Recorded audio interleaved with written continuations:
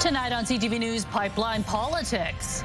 A new oil pipeline to the northwest BC coast would have the greatest economic benefit of any new nation-building project. We need a major projects office at the federal level, not a major distractions office.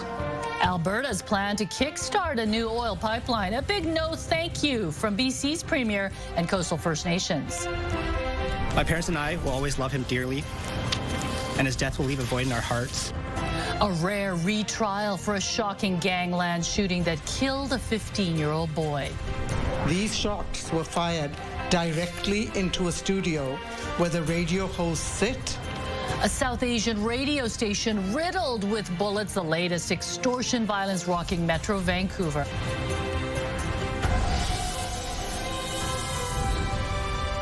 This is CTV News with me, Jung Lee.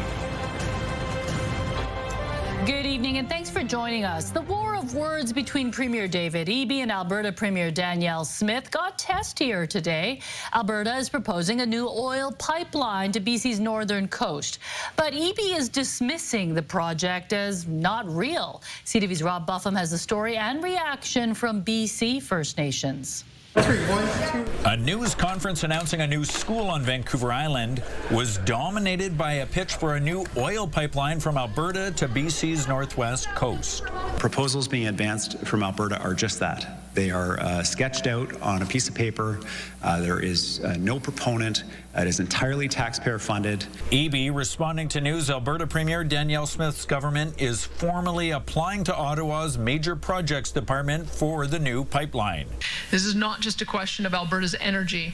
It is a global moral imperative. Smith has pushed the plan repeatedly, but now she's announced 3 private pipeline companies are consulting on the project.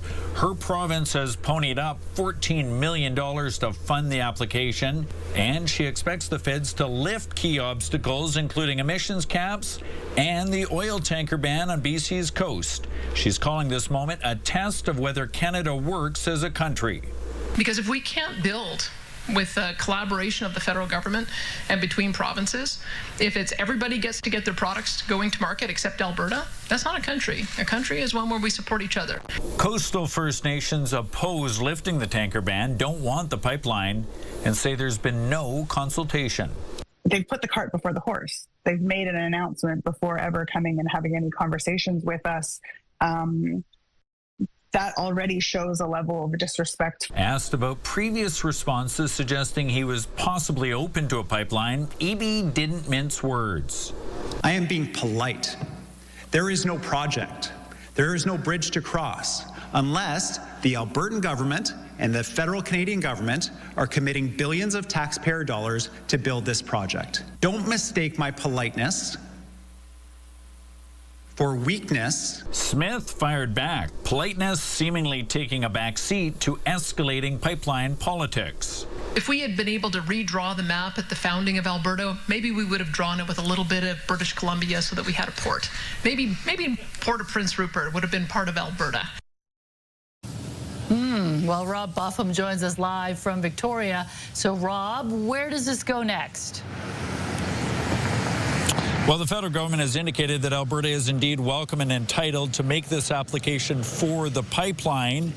Danielle Smith said today they expect to have that application completed by this upcoming spring, and she is hopeful to see a pipeline to the northwest coast on the next tranche or cut of major projects. But as we've seen today already, it's likely going to be a lot of contentious back and forth between these two neighboring leaders between now and next spring. Mijung. Rob Buffum reporting live from Victoria. A terrifying close call for a Surrey radio station. The newly formed Provincial Extortion Task Force is investigating the latest barrage of bullets targeting a South Asian business. As CTV's Ben Milger reports, nobody was inside at the time, but radio staff say if they were, they would have been right in the line of fire. It might seem like just another day at the office for Swift radio staff, but the police cruiser guarding the bullet-riddled front door suggests otherwise. Fortunately, nobody was inside when the shots rang out Monday evening. It's not aimed randomly. It's aimed at this window. And who sits behind that window? the talk show hosts. Just hours before, Surrey Police Chief Norm Lipinski was in that studio for an interview with former MLA and Swift host Ginny Sims about extortion-related shootings. Surrey Police say there have been 48 extortion investigations in the city so far this year.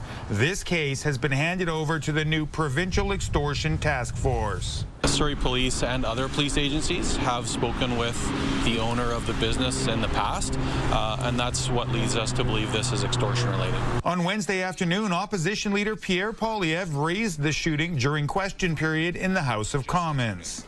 I spoke with owner Colwant Desi, who had invited me to his station earlier. He said his family cannot sleep. Investigators have linked many of the extortion files to the India-based Bishnoi gang, which the federal government declared a terrorist entity on Monday. Last week, a judge sentenced an accused Bishnoi member for a shooting and arson at the home of Punjabi musician A.P. Dillon outside Victoria. Abjit Kingra received a 6-year sentence for his role in the attack, which did not result in any injuries. Sims thinks the station's coverage of the Bishnoi gang may be a motive for the shooting, but says Swift's journalists will not be deterred by the violence. Tomorrow we will be doing the same. The day after we will be doing the same, because this issue is about public safety and everyone has a right to feel safe. Police are asking any potential witnesses or people with dashcam video from the area of 130th Street and 76th Avenue on Monday evening to come forward.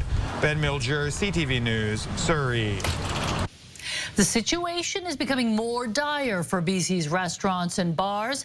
As the BCGEU strike drags into its 5th week, the industry is worried about its supply of alcohol, a blow to businesses already being squeezed. CTV's Dimitra Maragos reports. The sounds of rallying cries rang throughout the plaza of the Vancouver Art Gallery. Union power! They were then carried down the streets of downtown Vancouver, all the way down to Jackpool Plaza Wednesday afternoon. The BCGEU calling on the province to deliver a fair contract and return to the negotiation table with a credible wage offer. Civil servants are frustrated. BCGEU President Paul Finch says a strike like this hasn't happened in 4 decades. Civil servants are not quick to strike. The union says the crux of the strike, more competitive wages that address the affordability crisis public service workers are facing. The union came back to the bargaining table with an offer of 4% each year over 2 years for a total of 8%. In a statement, Brenda Bailey, Minister of Finance, told CTV News our offer increased from 4.5% over 2 years to 5%, which would be expected to ensure BCGEU's wages keep up with inflation. Premier David Eby says it's crucial to resolve this dispute quickly. However, he acknowledges there are challenges. We're fiscally constrained right now. The global economy is slowing. There's huge cost inflation pressuring not just our government, but governments around the world. We understand the government is in a deficit situation of their creation, and they need to take steps to address that. There's a lot of places they should look to before they suppress the wages of civil servants. With the strike entering its 5th week, the restaurant industry has felt the domino effect. With spirit stock dwindling, so is their bottom line. We've made it very clear to the government that if this continues for another couple of weeks, we're going to need some workarounds or we won't have any liquor to sell to our guests. While Restaurants Canada has not endorsed either side of the issue, it is calling for both parties to come back to the bargaining table. If we want our industry to survive and to once again grow, we can't have these types of constant obstacles thrown in our way. The union's response? Well, the answer here isn't workarounds. The answer here is for government to come with a fair deal. Dimitra Maragos, CTV News, Vancouver. Striking Canada Post workers held a national day of action to protest plans to reshape the Crown Corporation.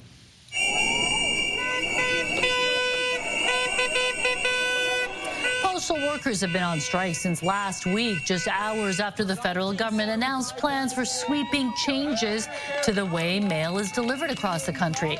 The government says the changes are financially necessary, but workers say they're determined to save not just their jobs, but the national mail service as well. So So we're here today to fight, number one, for fair public services, as well as good jobs and a sustainable post office. Postal service is still something useful in Canada. That's still something that means a lot for not only employers but also all Canadians, which are right now being robbed of their public service. The union representing employees says they have been without a contract for 2 years. The strike marks the second major work stoppage in less than a year. A BC Conservative staffer says she has been fired for her comments about the Orange Survivors flag at the legislature. Lindsay Shepherd, a communications officer, faced backlash last week after she called the gesture fake and a disgrace on social media. The flag is meant to honor those impacted by residential schools. Shepherd's comments echo rhetoric used by Dallas Brody, a former Conservative MLA who was fired in March for mocking survivors. Now, to follow up on a CTV News investigation, the province is doubling down on its refusal to call a coroner's inquest into the police-involved shooting death of 15-year-old Chase de Ballenhard. Premier David Eby insists the process can't begin until the police watchdog completes its review. The Independent Investigation Office is continuing their investigation of what happened, and a coroner's inquest can't start until that is completed. In the meantime, Nina, the Public Safety Minister, and her team are working on the family's request. They take it very seriously, as do I, and they'll have more to share with the family soon, I'm sure. But legal experts say the government does have the authority to order an inquest now, pointing to precedents even without a report from the IIO. The hearing, though, would take place after the IIO delivers its findings. Chase, who had autism and was carrying an unloaded pellet gun, was shot by RCMP in February. His death has raised questions about police training around neurodivergent people. More than 7 years ago, an innocent teenager was killed during a Gangland shooting in Vancouver. Now, a rare retrial of the man charged with murdering Alfred Wong has begun. Kane Carter's first trial ended last September with jurors deadlocked. CTV's Ben Nesbitt has more from BC Supreme Court. Who fired the shots that killed 2 people on that dark January night in 2018 in a busy Vancouver neighborhood? Crown says there are no eyewitnesses and no video footage of the shooter committing the act. But it believes when you put all of the pieces of the puzzle together that all signs point towards Kane Carter as the trigger man. Carter's first trial ended in a mistrial in September of last year. Justice Catherine Wedge began the second trial by telling the jury not to speculate why. Prosecutors say 15-year-old Alfred Wong was in the backseat of his parents' car as they drove home from dinner near Broadway in Ontario. When out of nowhere, he was struck by a single bullet in the chest. He underwent emergency surgery but died a few days later. My parents and I will always love him dearly, and his death will leave a void in our hearts. 23-year-old Kevin Whiteside was also killed that night. Crown says Whiteside was in the area to murder Matthew Navis-Rivas, both embroiled in an ongoing gang conflict. As Navis-Rivas left Indochine restaurant, Crown says Whiteside shot at him. A second shooter, who Crown believes was Carter, fired back, striking both Whiteside and Wong as his family drove past. A third victim was also struck by a bullet but survived. He's expected to testify later on in the trial. Carter admits he flew from Ontario to the Lower Mainland in late 2017 and began renting a Surrey apartment, and that he flew back to Ontario a week after the shooting. He was eventually arrested in that province in 2022. Crown says investigators found a van they believe to be the getaway vehicle in the underground parking of Carter's Surrey rental condo. They say DNA matching Carter's as well as 3 fired bullet cases were found inside of it. Crown says the trial is expected to run around 6 weeks, and it plans to call roughly 40 witnesses. Ben Nesbitt, CTV News, Vancouver. Still ahead, the region's lack of lodging being used as a pitch by Airbnb for governments to loosen regulations on short-term rentals for next year's World Cup. But first, let's take a live look at Robson Street, looking dry, a bit gray out there. I did bring my umbrella, Good. but I didn't need to use it. Well, for now, you will need to use it eventually, depending on when you leave, because yes, the rain will return later on tonight. But right now, cloudy skies. Here's a look at temperatures across the lower mainland. 14s at the harbor, as well as in Burnaby and in North Vancouver. You're looking at 16 degrees in Surrey, 18 in Abbotsford and in Chilliwack. As we head through the overnight, yes, the rain will continue or it will return. We'll see anywhere between 10 to 15 millimeters into tomorrow morning for your early morning commute, but then it does dry up nicely. We'll get some sunny breaks in there as well with a high of 17. CTV Weather brought to you by Expedia Cruises. Plan, book, and safeguard your journeys. Explore the possibilities at expediacruises.ca. So we will see some rain on and off as we finish off the work week, but then it clears up quite nicely for the weekend. I've got those details coming up. It's this time of year where you're not really sure what to wear. No, you have to layer, and then you just strip those layers off throughout the day. Yeah, all of the above, right? Exactly. All right, thanks, Anne. Airbnb says it has a simple solution to the hotel crunch during World Cup. Make it easier and cheaper to list properties. The short-term rental platform is urging Vancouver and the province to lower fees temporarily during the World Cup. But as CTV's Sinjan Alexander tells us, it's looking like a hard sell.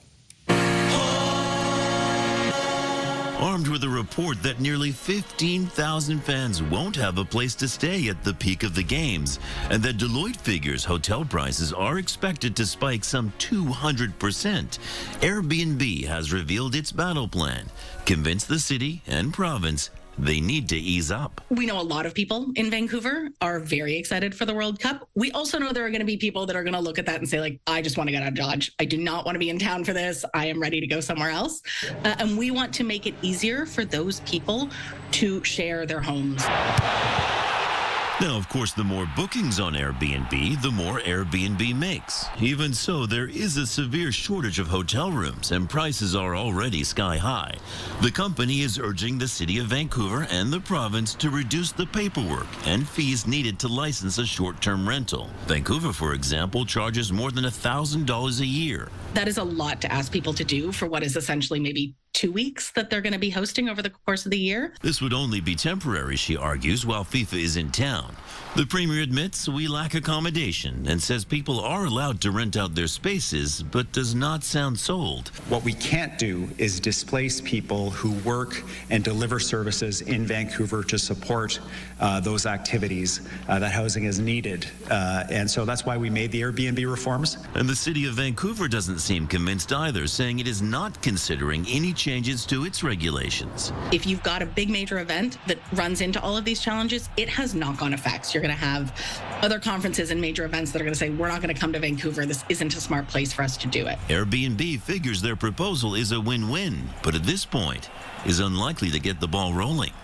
Sinjan Alexander, CTV News, Vancouver. Vancouver will host 7 FIFA World Cup matches next year, and today the Canadian Vice President of FIFA spoke about how the summer heat may play a factor in the timing of those games. Yeah, so let me address, obviously, the kickoff times, lesson learned on some of them, and but it's, for those of you that don't come over to watch other games, it's always an issue in our region because, summers are hot in Canada and U.S., even in Canada, by the way, they're hot, not just the U.S. So, it's important to learn those things. Tickets for the World Cup went on sale today after a lottery drew 4.5 million applicants. Successful buyers will be notified by email. A fire on Hastings Street devastates numerous artists who have lost everything. Also ahead. This is primal. This is survival. And I bit his upper arm as hard as I could. A neighbor of the Ostrich farm in the West Kootenay says she was attacked by one of the protesters. When CTV News at 6 continues, stay with us. About a dozen tenants of an East Vancouver studio are reeling as they take stock of the damage from a devastating fire. The building served as an affordable space for artists. As CTV's Isabella Zaffarisi reports, they worry they won't be able to find a suitable replacement. 2 years ago today, photographer Brandon Hart moved into this studio in East Vancouver. Now he's scouring the charred building, trying to salvage his life's work. Yeah, still works.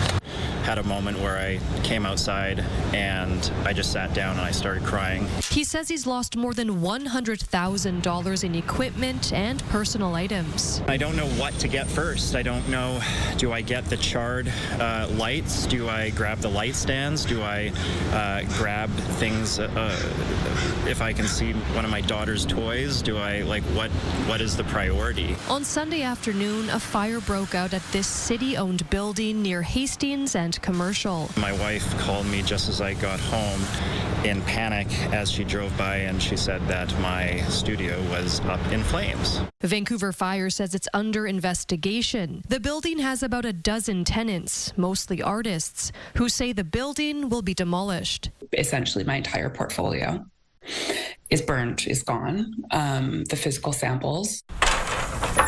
Textile artist Emily Spence lost everything. The part that really gets me choked up is I had a loom that was given to me by this incredible woman right when I moved in. Affordable spaces for the city's creatives are scarce. Everything is so expensive, and the city doesn't seem to be caring about making spaces for artists or people with hobbies that need space. So it's really rare to find something like this. A GoFundMe has been launched to help lessen the financial burden. But for those who have spent decades building their passions, they don't think they'll be able to find something similar anytime soon. Right now, I'm just focusing on the moment. Isabella Zaffarisi, CTV News, Vancouver. Richmond RCMP are asking for the public's help identifying a man in a camera equipment theft. The suspect was caught on video surveillance after someone says their gear, including 2 lenses, had been stolen in the 8700 block of Lansdowne Road back in June. The suspect is described as 25 to 30 years old, about 5'8" tall, with a medium build. He's got curly black hair, was wearing a taupe or tan-colored hoodie and blue skinny jeans.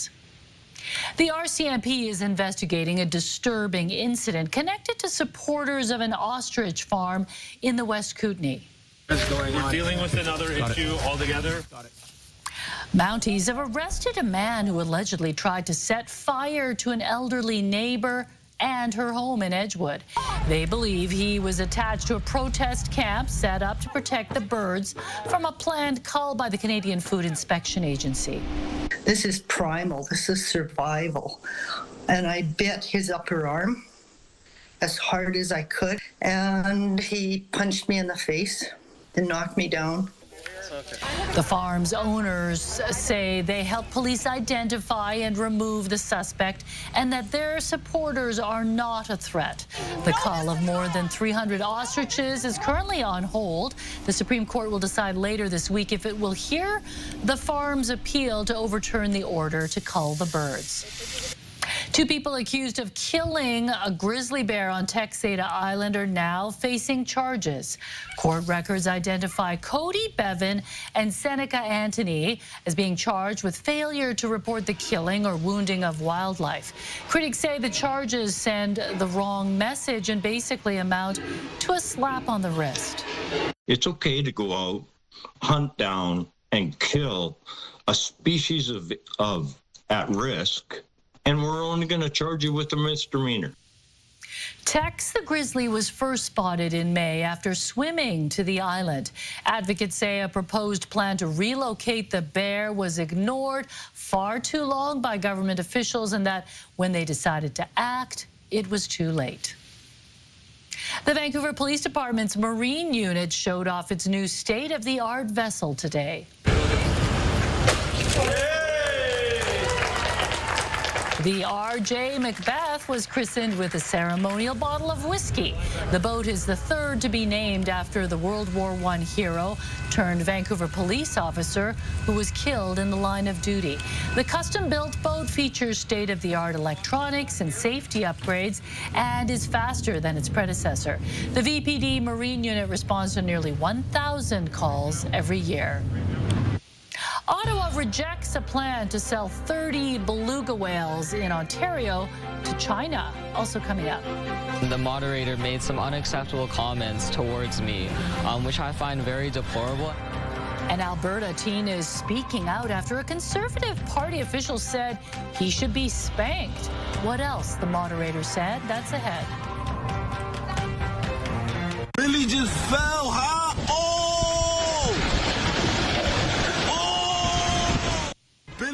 A portion of a public housing apartment building in New York City collapsed this morning, leaving a corner of the high-rise in a pile of rubble. Shortly after 8 a.m. local time, there was a gas explosion in the boiler room that collapsed an incineration shaft in the 20-story building in the Bronx. Miraculously, there were no casualties or reports of any injuries. A high school student in Calgary is speaking out after the executive director of the province's Conservative Party publicly suggested he needed to be spanked.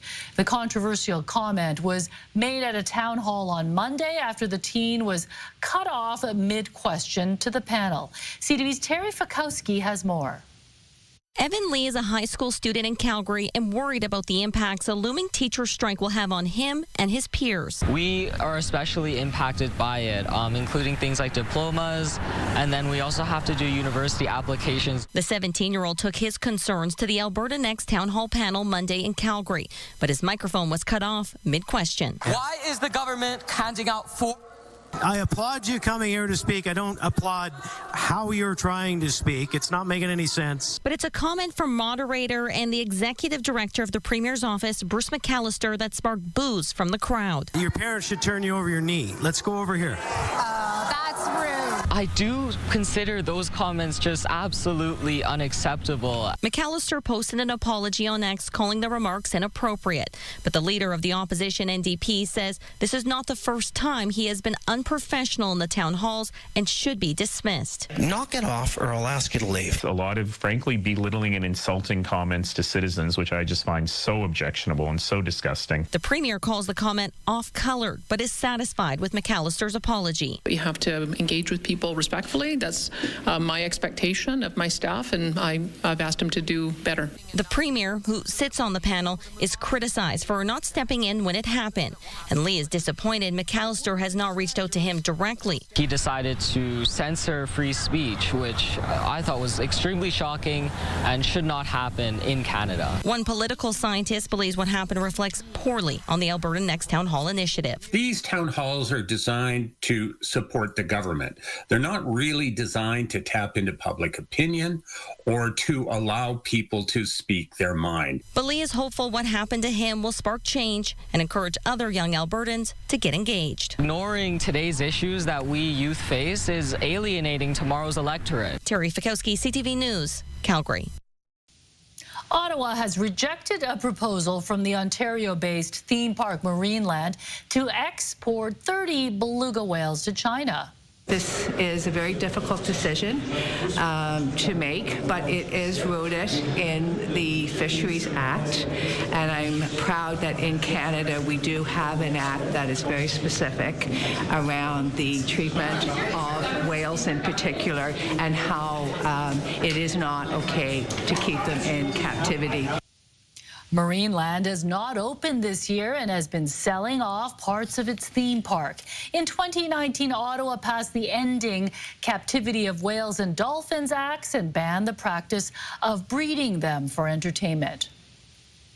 Tributes are pouring in for the trailblazing conservationist Jane Goodall, who died today. Also ahead. I was one that got to hand it over to him, and it was pretty wild. Money, that's not what he wants for a piece of music history. Instead, a local record store owner had a one-on-one with Sir Paul McCartney. That's ahead. Your morning just got a little brighter. Start your day with CTV Your Morning, and you could win $20,000. For your chance to win, watch CTV Your Morning Vancouver, weekday mornings 6 to 9. When the owner of a Vancouver record store revealed he discovered a lost recording the Beatles made in 1962, it made headlines around the world. But instead of selling the valuable piece of music history, he gave the tape to one of the men who made it. CTV's Shannon Patterson now on an unforgettable meeting between the record store owner and his idol, Sir Paul McCartney. In the 44 years he's owned Neptune Records, Rob Frith has bought a lot of random music collections. Someone came in about 10 years ago, and they had a couple of reel-to-reel tapes. And it just said Beatles early demos with a question mark. Frith figured it was likely a bootleg copy, so it sat behind the desk at Neptune for a decade until this spring when he booked a studio that had a reel-to-reel player. We put the tape on, and we thought we'd be hearing like record noise or whatever, and it was like the Beatles were in the room with us.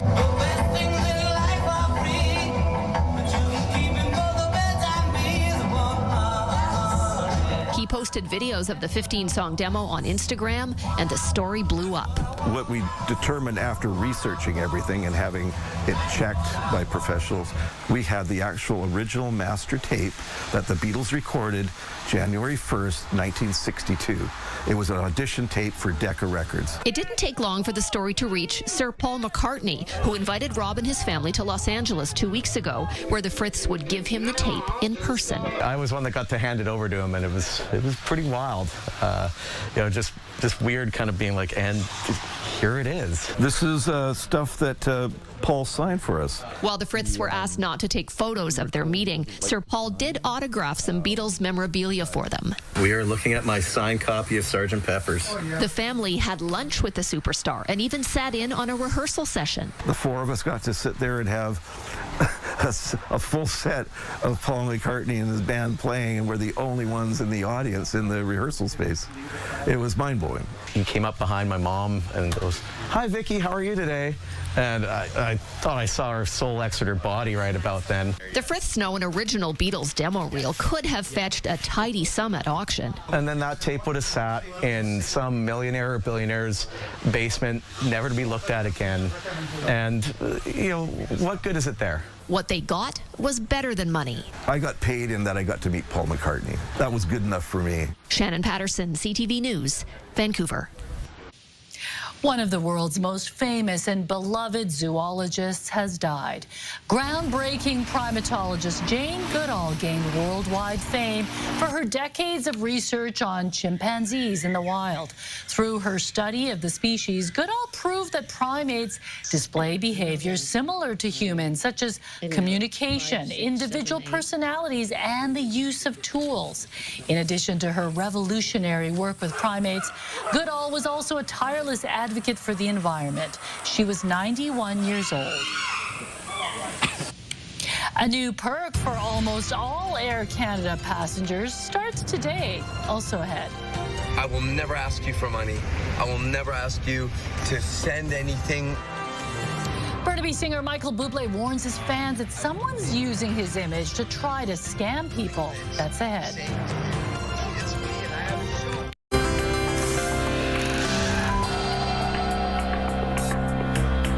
Taking a look at today's markets, the Canadian dollar traded for 71 cents to the American dollar. Oil was down 9 cents, closing the day at $16.78 U.S. a barrel. Gold gained more than $24 on the day. The TSX closed higher, up 84 points. The Dow Jones also made gains on the day, up 43 points. Starting today, most Air Canada passengers can get free alcoholic drinks on flights. Customers on nearly all routes can enjoy complimentary beer, wine, and Canadian-made snacks. Air Canada is also the only North American airline to serve non-alcoholic beer in flight.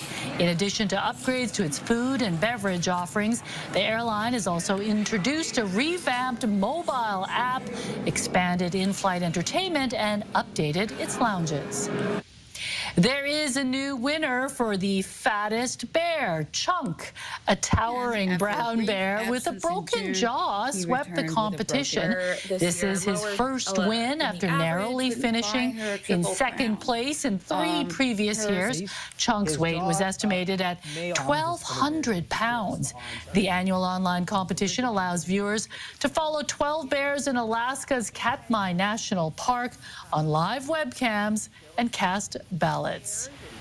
And I'm impressed that Chunk, even with a broken jaw, can eat enough salmon to tip the scales at 1,200 pounds. That's impressive. The fact that his name was Chunk kind of gave him an edge, I think. That's true. It's such a cute name. Yeah. Instead of Chunky, I just like Chunk. Right? Chunk or Chunk. Either way, I think he'll take anything. But yes, he'll be very well rested through the winter months, I bet. All right, let's take a look at our forecast. But first, this is October 1st, and this is how we fared in September. At 20.4 was the average high, slightly above the monthly average of 19.1. Also, our average low was at 13.1 degrees, a couple of degrees above the seasonal average, and just a couple of millimeters shy of the monthly average of 51.9 millimeters. We saw 49.7 millimeters of rain. More rain on the way as we head through this evening and overnight hours into tomorrow, and all because of that low spinning offshore, as you can see on our satellite radar imagery. Right now, we are seeing dry conditions. That'll change through this evening. As you can see, rain returns. It will be heavy at times into tomorrow morning for your early morning commute, but then slowly things do dry up. We will see some sunny breaks in there, and then it clears up quite nicely as we head into late tomorrow night. You'll see some sunny breaks for Kamloops as well as for Vernon, your provincial forecast at the bottom of your screen. Cloudy skies and showers for Port Hardy at 15 degrees. You'll see 14s for Campbell River and Comox with periods of rain, anywhere between 10 to 20 millimeters expected. Showers for Tofino with the chance of afternoon thunder showers and 13 degrees. It'll be pretty soggy for Port Alberni and Nanaimo. Winds gusting to about 50 kilometers an hour for the Southern Gulf Islands and Victoria. Mostly cloudy skies. A few showers to start off the day with temperatures between 14 and 15 degrees. Periods of rain for the Sunshine Coast, 15 degrees, so it will be soggy. Same story up the Sea to Sky Highway, 15 for Squamish, cooler for Whistler at 13 degrees, and for us across the Lower Mainland, we'll start off wet, but then it does dry up with some sunny breaks through the afternoon. Highs to 17 degrees. Into Friday, we'll see mostly cloudy skies. Clears up nicely Saturday afternoon under a mix of sun and cloud, and then look at that. Sunday and Monday and Tuesday, we're looking at blue skies and sunshine with temperatures between 17 and 18 degrees. Heading into Wednesday, a mix of sun and cloud with a high of 17. CTV weather brought to you by Expedia Cruises for air, land, and sea vacations. So it's looking pretty good as we head into the weekend and next week. And the fall colors always look better when the sun is blazing, right against the blue sky. All right, thanks, Sam. Michael Bubl&e is warning fans about a recent scam using his name and likeness. I will never ask you for money. I will never ask you to send anything or to call me personally. The Burnaby-born singer posted on social media this morning, reminding his followers that if a message isn't from his verified account, it's not from him or his team. CTV is celebrating a birthday today. Canada's first privately owned television network went on the air on this day in 1961. It became an alternative to the public broadcaster who initially complained about the company's chosen name, Canadian Television. In response, the network simply became CTV. 64 years later, it remains the largest private broadcaster, and the name, well, that stayed the same too. Kramer, Hemlock, and Little John highlighted on Homeward Bound. Our weekly look at rescues ready for adoption in the Lower Mainland, plus Geraldine and the King. Adam finds out the unexpected story of resilience behind an 85-year-old Elvis fan. Still ahead on the Sawatsky Sign-Off. Right now, here's a preview of Your Morning Vancouver.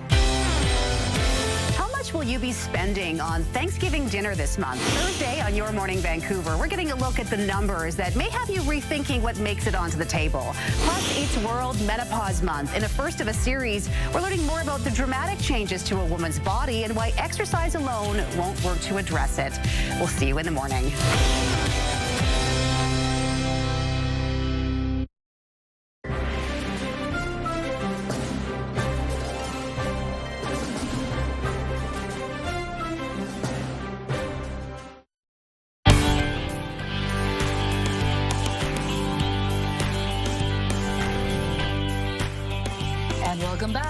for Homeward Bound, a new weekly segment where we introduce you to furry friends from local rescues who are looking for their forever home. Yeah, here are 3 cats up for adoption at the Regional Animal Protection Society, which runs Canada's largest cat sanctuary in Richmond.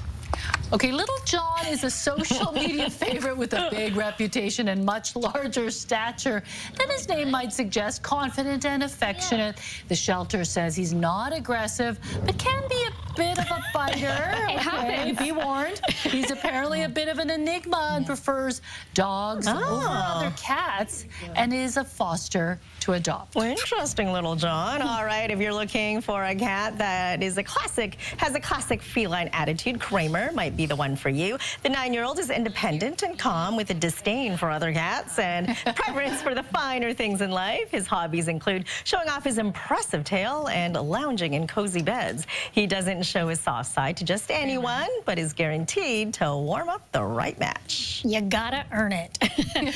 All right, Hemlock has the energy of a rambunctious teen and has been described as a beautiful weirdo. She's had some medical challenges, and that does mean that she will be on a wet food diet for life, but won't complain, of course, if she does get a few dry treats in there, here or there. Hemlock grew up with 2 siblings and would do best in a home with another cat. I feel like they would get up to no good.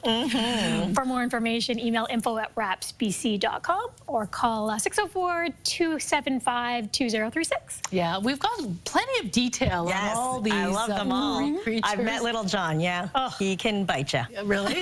But so cute. That you forgive him, right? Yes, of course. All right, we'll get to the Sawatsky sign-off in a moment. Lauren, what's coming up tonight at 11:30? Mijang, as we settle into fall, the rush is on for local farmers to harvest the last of their crops, and it has been a banner year in BC, especially for one specific fruit. After several tough seasons, farmers are describing this one as phenomenal. Ahead at 11:30, what crop is breaking some all-time records in our province and what it could mean for some prices at the grocery store. Always good to have BC. Nothing beats that. All right, thanks, Lauren. A Vancouver Island senior has had her life all shook up in all different ways. Adam finds out how the 85-year-old was inspired by the king of rock and roll after enduring a world war. On this Encore Sawatsky sign-off.